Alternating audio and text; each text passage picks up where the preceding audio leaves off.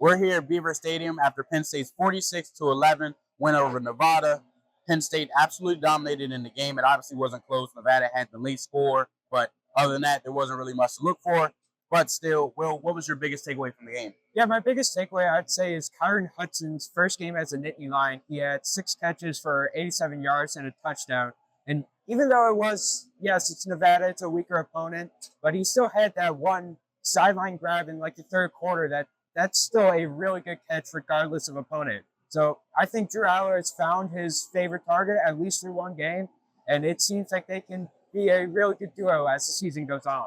Yeah, I mean, if you talk about Kyron Hudson, you can also talk about Trevor Pena. Both transfers, obviously, Trevor Pena from Syracuse, Kyron Hudson from USC. James Franklin said after the game he didn't really expect Trevor Pena to lead in catches. I think he had about 7 catches for about 80 yards. Kyron Hudson was right behind him with 6 catches, but they were both making big plays. Kyron Hudson is obviously your, 50-50 ball. Like, I'm going to go up and catch it. He made some incredible catches throughout the game.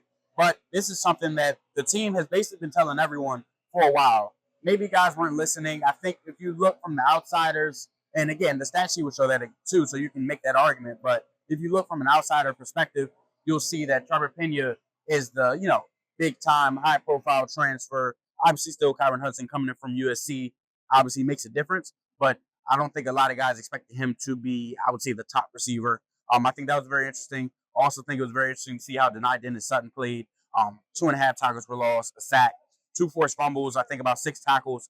It was an absolutely dominant performance. Talked to James Franklin after the game, and he said, there is not really much guys who can rush the passer and stop the run really good. It's something Deni Dennis-Sutton did all game.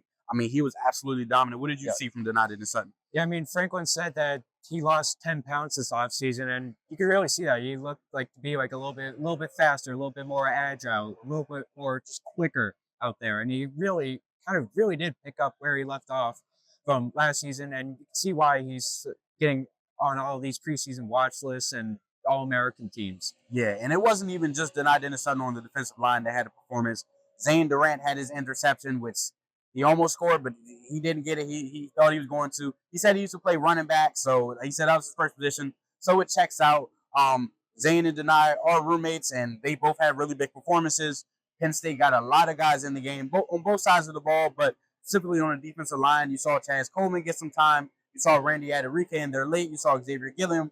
All of the kind of guys that Penn State was looking to step up, especially because today Zariah Fisher did not play.